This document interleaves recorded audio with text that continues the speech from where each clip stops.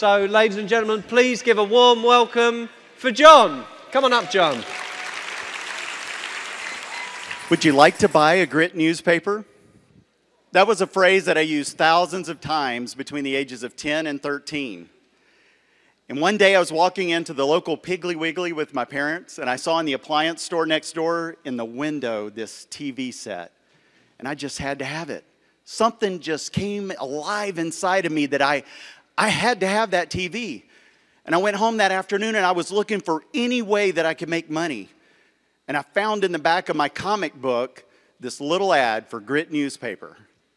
And so I sent off and I ordered 25 copies of it. And the very next week I went out to the grocery store and I stood in front of that Piggly Wiggly so that I could see that TV over my shoulder there. And I started asking people, would you like to buy a Grit newspaper? And I was invisible. They just walked right on by as if I wasn't even there. I was dejected. But I'd look back at that TV set, my TV.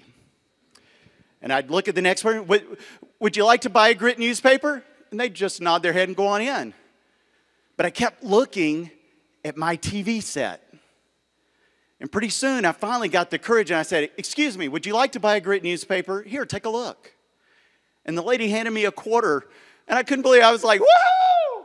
And I scared her half to death. Scared me too. But I over and over and over, I kept asking person after person until I finally sold all those newspapers. And I went home that evening and I started ordering more and I went door to door. And at age 10, I got 125 subscribers to my little newspaper.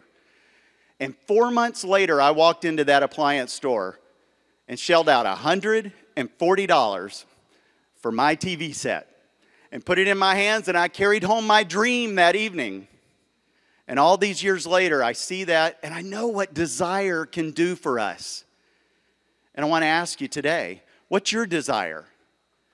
What is it when you go out of here and you start giving people your proposal for your services, or you're asking them to let you be their coach, and they may not answer you or they may say no? What are you going to look at over your shoulder?